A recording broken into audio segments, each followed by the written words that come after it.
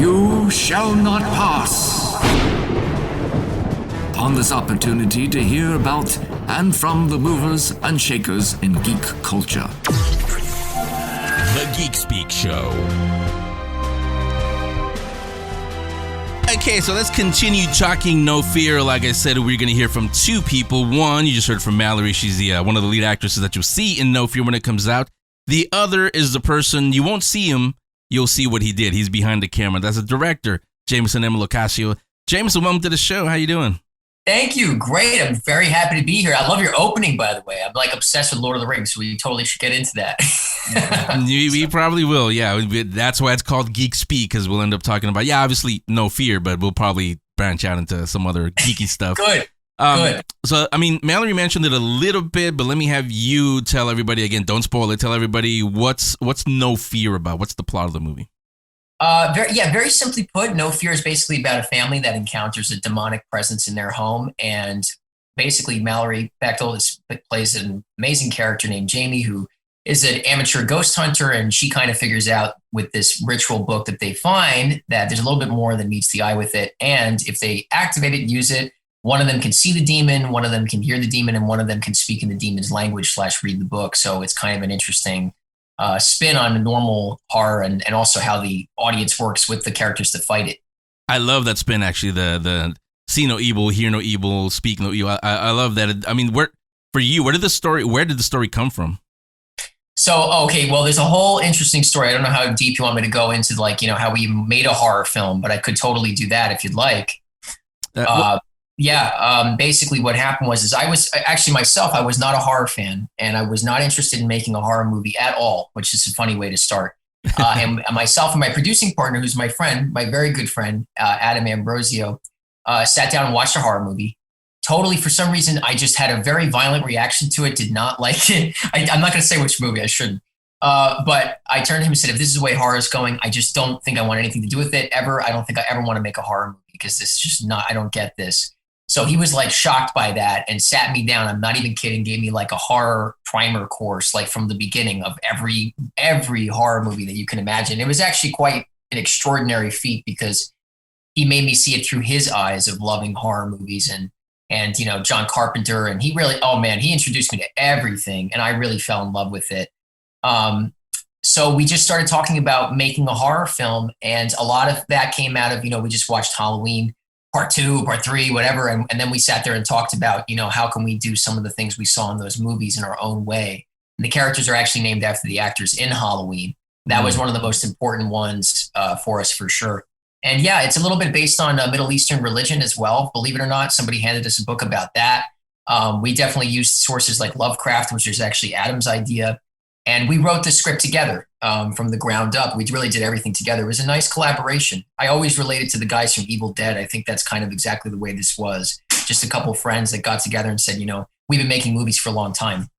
Now at this point, this is our third feature, and they've all done well or had distribution, et cetera. But this is really a different turn for us. And I actually have to say thanks to Adam for that, because I would have never gone down this road. Yeah, I was going to say thank you, Adam, for. I'll say I'm actually kind of surprised to hear you say that you weren't a horror fan, because having seen the movie now a few times now, you did a great job, and it looks like something that came from a horror fan or somebody that grew up with horror films. So it's kind of surprising to hear you say that you weren't. Yeah. No, I totally am now. Just to make sure I put that. Like, I'm obsessed now. I'm actually watching Evil Dead 2 right now, which Adam would laugh at. Because I'm totally obsessed, and I have paintings on my wall and everything. I mean, he got me so hooked, man. So it actually does come from such a fanboy place now. But yeah, I didn't grow up on them. I was just not exposed to them as much. Well, let me bring this up actually, because I actually brought up with Mallory a few minutes ago. I don't know if you saw this. There was a report that came in over the weekend. I think it's from the Philippines. A priest said that. He's performing an exorcism as we're speaking still, but he's saying that those of us that are horror fans or watch horror films, we're opening ourselves up to possession by watching them, because these demons that he's exorcising from this person, they are all using the names like Pennywise and Jason and all that stuff from movies. So he says that we shouldn't watch them because it opens us up to possession. Like I told Mallory, I'll tell you, to me, I don't know if I believe that too much? I mean, now that you are a horror fan, I mean, what's your reaction to that? Well, boy, that's an interesting one. I gotta tell Adam about that one too. I think he'll find it interesting. But no, yeah, I don't know. I think the ending of all the Conjuring movies, which I'm obsessed with. I think they always go into like, this was a true story, and it's like, you know what? Maybe it was. I don't know. I find the scariest part about these movies is that in some level they're believable. You can't disprove everything. Just like I believe in aliens to a degree. I believe you can't disprove everything. So who knows? I think negative energy is real. I can tell you that. Yeah. Outside of that, I don't know. Maybe people sort of create these things themselves or whatever. So in that way, it is real though as well. I don't know. It's interesting. I think I think there are spirits out there in some degree or another. I don't know what. Yeah, I think you and we could be really good friends because number one, by the Conjuring movies, obviously you know who the Warrens are. They're in the movie. Do you know who John Zaffis is? No, I can't say I do. It's their nephew. He actually helped them on these cases. He's actually a good friend of mine, so I can tell you what actually happened in Amityville and Annabelle. All these cases that are now becoming movies, I can tell you that. The second part is I know that there are spirits out there only because I love the paranormal stuff because I've had so many experiences since I was four. And so I do know, I definitely believe, I do know, I've never had anything like what happens in No Fear, nothing demonic or anything evil like that, but I do know people that have dealt with things like that, so I know the bad ones are out there too. So yeah. No, right. Conjuring is a perfect jump point for that because I think it brought Conjuring is again a movie that was really inspirational for this film, and it was the best time. Adam and I, again, we watch movies together as friends, and we saw it with our other friend Matt. So shout out to him if Onyx one if he's listening. But we saw The Conjuring together, and that was one of the movies we had seen way prior and loved way before we thought about making a horror movie, and that was such a great experience. But yeah, I think what stays with the audience is that it could be real, and you can't disprove it, and most of the audience might be on the fence about it anyway, whether they admit it or not.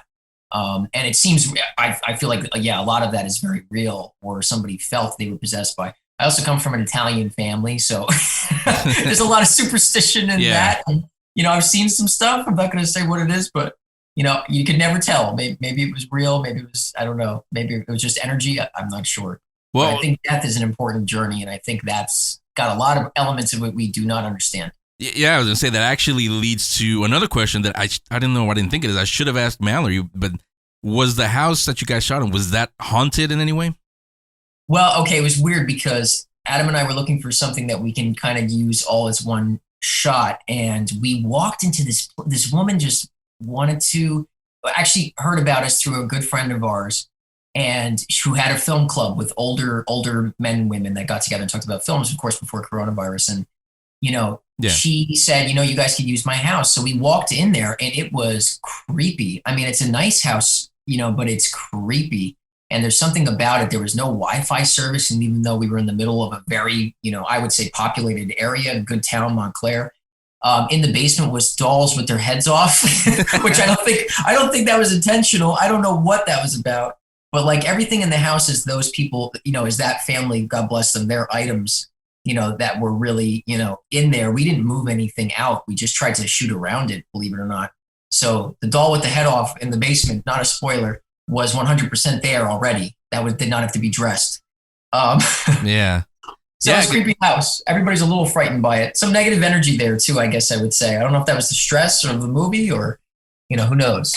Well, I mean, all you guys listening, when it comes out, you'll see what I'm talking about. The house, it looks creepy when you're watching that. I'm sure you guys, fixed it up a little bit, dressed up the set a little bit, but like you're saying, most of it was already there, so you didn't have to dress up too much. It sounds like. Yeah, I mean, we really didn't touch much. I think you'd be surprised. Like actually, those people are now moving out of that house, I believe. So it's up for sale. There you go. But maybe somebody wants it. But I mean, it was almost 100% how they had it, and I think the wallpaper in a lot of ways reminded us of Amityville and a lot of the great movies that Adam showed me. And it had that vibe. Again, there was a whole vibe we were trying to go for. I mean, I can talk about it for hours, and I wouldn't want to bore anybody. But how we talked about Lovecraft and how that was trying to come into it, and he was really Adam was adamant about Hellraiser. and how we can deal with, our demon and our thing and how we want to do things practical. He was big on doing things practical. And so there's so much of that love and that more traditional stuff in this movie that might not be normally, where people would use CGI or maybe they would use other things.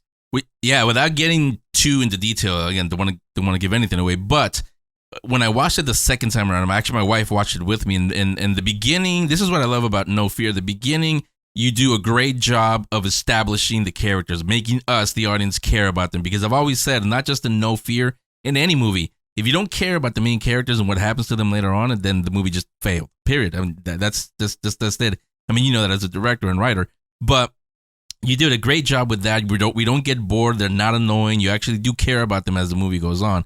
But as the movie went on, my wife and I, we both thought we were watching a movie. We forgot it was set in present day. It looks like it's a late 70s horror movie.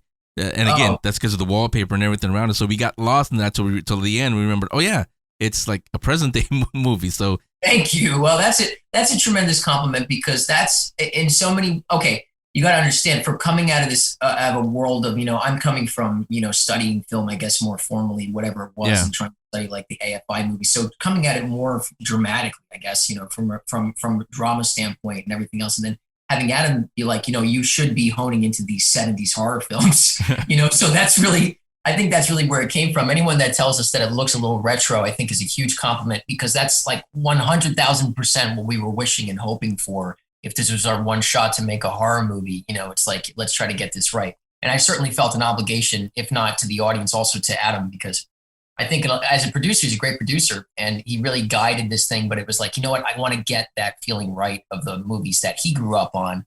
And it really took a lot of dedication to do that, to not feel like I was an imposter in the space.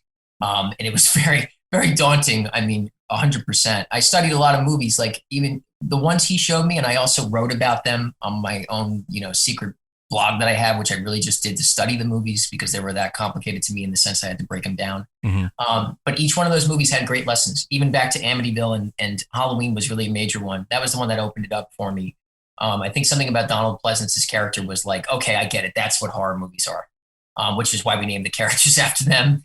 But yeah, I mean, I think he would be very honored that you said that. I certainly am myself. It definitely is an honor. Yeah, I mean, you can tell. Great job with that. Let me have you talk about, obviously, you guys just heard about from Mallory a few seconds ago, but let me have you talk about the rest of the cast. It's not a huge cast, but talk about the cast and why you chose them as your leading actors. Well, we had a great casting director, Judy Henderson, who has a great office in New York, and she has worked on basically a number of our movies, if not all of our movies. And she, as Emmy award-winning casting director, she found all of these people and brought them in. And actually what's weird, because of the status of a lot of these actors, is they actually all read for us, which I don't know if it'd be embarrassing for them, but for us, I mean, it was like, wow, these people are actually going to read for us, because usually you hire them based on look or on resume alone. Somebody like Amy Carlson is well beyond, what most people would say is a horror film, status. So, she really came in, and she was so incredible. And she had this sort of something that I was thinking about a lot, this sort of Hitchcock, woman, I would say woman, female, thing to her, but really that sophistication of like somebody like Vera Farmiga in The Conjuring, and, having that level of class come into the movie was incredible. And then there was, the gentleman who played Donald, who delivered the speech, the Pale Blue Dot speech, so well. And he did that in an audition. Mallory came in, she was in Hereditary, and she was honestly at the beginning, she was not initially on our radar, but I think as it went on, she really became a focus because she seemed like the character. And they've all done great work. I also should really talk about Mia Davis, who's wonderful. She was in the game Red Dead Redemption 2, and she had really not done much on-screen work. So we were really happy to give her a role, and like a role she can do something with, but also Mia owns the Nancy role so much more so than we even wrote. I mean, she's so likable. And yeah, I mean, it was just a nice cast. It was not easy. It was not easy shooting, but it was a nice cast. And we did like 18 night shoots, basically. That's why I say actual night shoots. So, but all in all, it came out nice because these people were, they gave everything they had to it. And it's tricky doing that when you're talking about a demon and not about, a dramatic thing. Yeah, I mean, Mia, when you really think about it, she really did a great job. And Mallory mentioned it a little bit because each character in the movie, and it's not a spoiler, it's part of it's in the trailer, and it's what it's about. Each character, one can see, one can hear, one can speak, but like for example, Mallory's character, like she said, she can only see it, and the other characters can, and then she can't hear, so they have to react to things that only the other actors know about, but they don't. So and her character, she couldn't anything. So yeah, she did a great job for coming from a video game thing to now this. Yeah, she did a fantastic job with that. It's a huge jump, and she also, I think, she proved that she could carry a lead. I mean, as did Mallory. I mean, that's tremendous in our business. Most people don't believe you can do that until you do it, and actually getting that opportunity usually doesn't happen for a lot of people. So, I mean, it's coming to them at the right point in their career. So we're happy to do that for them. And in a lot of ways, the movie, I want to say accidentally, though, we should pretend it was on purpose. The movie is definitely female led. And we did that just because we wanted, interesting characters and it just happened naturally. But it seems like really Amy passes the baton to Mallory at a certain point, and it becomes really in a lot of ways, it's a female led movie, and they are very strong characters, but it's their performances that really make it. But yeah, no, it's quite extraordinary. They really gave everything they had, and they were phenomenal on screen. They were, yeah. I don't know if this is kind of spoilery or even if you even thought about it, but since you've seen all the horror films, especially like Halloween, it became a long running franchise. Is there potential for that for No Fear?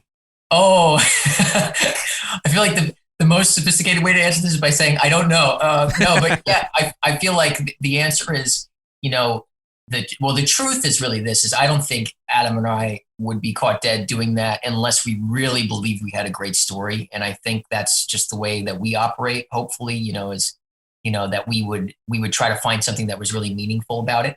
I guess it goes without saying that the concept in itself is something that could lend to a lot of different storylines.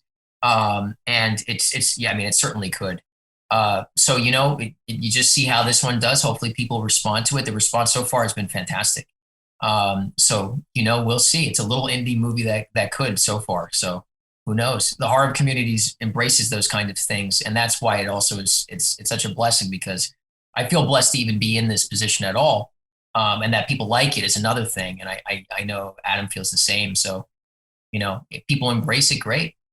I can tell you, over 10 years doing the Geek Speak show, I feature a lot of supernatural horror films because the audience, they love it. My audience, they love it. And talking to them when we used to be able to go to conventions, when I talk to them there, they all say, if it's good, if the story is good, they want more. So be ready for that. I'm sure people will be saying, I want more. And what happens now? I want more. I want more. So, and it's a good story. Great. I'm not just saying it just because you're here. It really is a good story. So thank you. Yeah, thank you so much. It is totally true to say, no BS, that we worked so hard on this movie and it for years. There was nothing easy about this. It's why I always relate things to the Evil Dead guys, because I think if it wasn't for Adam and my friendship and our friendship with some other great people who are close to us, and also family and friends. I got to thank my dad and also some people we met. Like a gentleman came up to us and said, if you guys, weird turn of fate, if you guys happen to be making a horror movie, I would like to help you finance it without us even saying anything. We actually had No Fear sitting there for about a year and a half working on it as a script. So then suddenly he became our first investor. But these are the things that happen, if you just work hard, I guess. And, this is filmmaking. Sometimes it's great. And a lot of times it's very difficult. So it means a lot. Yeah, I know there's so many people in the audience, myself included, hoping, I wish I could meet somebody like that. Hey, you guys are doing a movie here? Let me just give you the money. And to be fair, I guess, to the situation, that was really only such a small piece of what we then had to do. But that was, in our minds, the word go. And if we had gone any later than that, we would have not made it before coronavirus. That's how tight we were on shooting. Because actually the next month, about 20 days later, everything shut down. No joke. It's definitely it was meant to be kind of thing. I guess so. And I feel very blessed for that. Really, we all do. Yeah. So actually, that's a perfect segue there. We're not going to talk about No Fear anymore, only because, again, we don't want to get into spoilers, and it's coming out March 12th. I have a link on the show description. It'll go live when it comes to streaming. But let me have you talk about Film Valor, the YouTube channel, which actually a lot of upcoming filmmakers, they might want to go on there. You guys have some good stuff on there. So talk about Film Valor and why you and Adam created that. Yeah. Oh, thank you so much for segueing into that, because I think it's something that we definitely, obviously, we love and we're very passionate about. What happened was Adam and I did I guess it's like a conference for young filmmakers that were in high school, and they said, you guys have done this, you've really done this, and you don't have to talk about it conceptually, you've actually been there. So can you come in and speak to these young kids? And the young kids were so sweet, I guess, and they were so nice, and they were so active in listening to us that some of them came up to us and said, man, I wish I could learn more about this and whatever. So Adam actually turned to me, and I really believe it was his idea, really, initially, because we were in a weird stage in like all the movies we were trying to make and everything. He said, you know what, why don't we just do this on YouTube and see if we can make a show out of it? So we wound up doing, I think we're up to 100 episodes now. But I couldn't even tell you, even just the benefits just to us alone have been amazing. I mean, whether it gets a following or if it gets a lot of views, just the fact alone that we stayed creative made a huge difference, because he came up actually in a lot of the stories of Film Valor. Prior to Film Valor, I maybe came up with the stories myself or with another producing partner of mine who still works with us. But Adam came up with a lot of the initial stories we worked on for Film Valor. I mean, one of them was about a clown and a young kid, and one of them was actually the basis for our second movie, Sunset, which is about an older couple who are kind of at the end of the world, and there's a nuke about to go off, which was a great idea he had. So yeah, we just did it from there, and a lot of it was to help young filmmakers. That was the thrust, but also it helped us. It gave us a place where we can live, and we don't really have social media outside of that. That's where we are on Film Valor on YouTube. And we got great opportunities from it. We had an offer to go to Sundance and speak at Sundance because of Film Valor, and a number of other amazing things that just came out of it. Yeah, and that I know after the year we went through last year, 2020. When I say 2020, everybody knows what I mean by that. Yeah, I mean we talked about it last year. A lot of the interviews that I did eventually became sort of a "This Is Your Life" or very similar to what you guys are doing. Lessons from directors, producers, like how did they start their careers, and the audience, they loved it because, like I said, they want to hear this kind of stuff.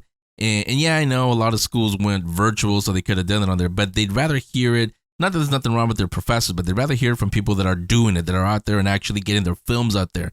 So yeah, I mean, great name, Film Valor. It has a lot of valor, a lot of value to it, and really, really helps out people. Let me have you wrap up with that, because that's something that I've asked a lot from the actors, directors, all of last year, and into this year. And even though it looks like we're getting back to normal finally, those that were last year, they were going to start. That was the year 2020 is the year that I'm going to start my filmmaking career. But we know what happened. Now that everything is ready to go, and they may have lost that creative spark. What advice would you give them? How can they get that spark back and start making films? Yeah, well, I'll start with what I think is the most positive statement I can make, which is that I think if you're trying to get your $1 million movie off the ground and you don't have the context, I would think about this a different way. What I always think is important, and Adam and I always say this, is that you can go out and make your own movie, and you don't have to be bitter about things not getting financed and stuff. If you have a movie that you want to make, but it's $1 million, figure out how to make a $10,000 one, or figure out how to make a $300 one. And I think that will create the spark in you. And a lot of times writing leads to more creativity. And I would always have that what I would say is the $10 script in your back pocket, which has always worked for us. And, if you get a bigger budget, then great, make it a little bit bigger. But I think that's the money, and pragmatically, is what stops a lot of people. And I think today money should not be a barrier anymore for people who can be creative. And I think ultimately you'll find the way we did is that if you just really put, the pedal to the metal and try to do as much work as you can, then people will eventually help you make the movies bigger. That's the lesson we learned in our second one. We had a bigger budget, and then we made a second one, which was just with 4 people for a very low budget that we did on Indiegogo. So that's what I would say. Don't lose hope. For filmmakers out there are ways of doing it with social distancing. Do what you can. Some people are making movies based around 2 people. That's great. I think that's creative and with a unique concept. I think that's the way to go until things lift. But don't be afraid to get out there and try and fail. And at the same time, if you can do it for less money, always do it for less money, and have your $10 script in your back pocket and always be prepared. If something goes wrong, switch to that $10 script. Then maybe have a $5 script. But that's what I think is the best advice. Yeah, great advice. I would say I agree with you. I would say don't not do a film because of your lack of budget. If, like you said, for the 2-person thing, look at it as a creative challenge and not look at it as, well, I'm limited because of my budget. No, look at it as, okay, so this is my challenge. How do I make the movie that I want to make with what I have? 100%. Yeah, 100%. So I know. Well, do you have? If you can talk about it, do you have anything planned for 2021? We do actually, and it's been interesting because we enjoyed horror so much, even though it was so hard to put together. I mean, in a lot of ways, and it was just a challenge creatively. We're actually working on an anthology right now, a horror anthology. And I won't talk, I guess, about too much about specifics, but we have casted the movie already. It's a very low budget, and it's one of those things that just let's keep moving forward. And it seems like we found ways of creating it safely during this environment. With distancing and with testing and things like that. And because of the nature of the way it is, it can be put together during this period of time. So, you just never know what you might come up with. And we've been working hard on that for a long time. And it's actually shaping up to be an excellent project already. And even that team is excited by the exposure No Fear's getting. So Adam and I are very excited about that and putting it together. And, it's a new thing for us to do. Jamison, seriously, you had us the moment you said horror anthology. I know this audience loves anthology. Okay, good. So, yeah, good. Can't wait to see that when that comes out. I know you mentioned you don't have social media, but do you have IMDb's website where they can follow you and everything that's going on? You could definitely look myself, Jamison LoCascio, and Adam Ambrosio up on IMDb, and we have Film Valor on Instagram, and then we also have Film Valor on YouTube. The other places you can see No Fear on Kings of Horror, which is going to be premiering on that YouTube channel, Kings of Horror, on March 12th. So you can actually watch it with ads, which is amazing. That's a different AVOD way that they're doing this movie. But they're also going to be releasing on Prime and on everything else for those who want to own it or want to rent it there and watch it on a bigger screen or whatever it is. It's going to be out there and on Tubi apparently as well. So the movie's going to be all over the place. And again, it's getting great press. And we really appreciate, you guys talking to us about it because this is what we love doing. Yeah. I mean, again, like I said, it is a great movie. It's a fun movie. Yeah, I know I'm saying fun with horror, but it is a fun movie. Thank you. Yeah, that's a great compliment. Yeah, I have it linked up on the show description. Not live now. It'll go March 12th when it goes live. The link will go live then, but I'll link everything else up on the show description for you guys. So Jamison M. LoCascio, the director, thanks a lot. You did a great job and wish you nothing but success. And you're welcome back on the show anytime. Thank you so much. I'd love to be back on. I mean, we got to talk about Lord of the Rings still at some point. Yeah, especially when Amazon comes up with the new, whatever they're going to do new, we'll definitely have man, I'm there. Yeah, I'm there to talk about it. I'm always there to talk about it. They just released those ones again with even more graphics and special effects. So there you go. We can talk about that even. Yeah, definitely. Again, I'll talk to you later because I have a feeling you're going to be back on the show in the very near future. Great. Let's do it. So everybody else, hang on there. We're going to talk one more thing. We're going to do a book club, and we'll stay in the horror genre. It's a graphic novel that's coming up. It's a novel now, but it's going to be turned into a graphic novel. The story is, what if we had a superhero who could defeat the devil? Here's a twist, though. He was created by the devil himself. We'll talk about that right after this.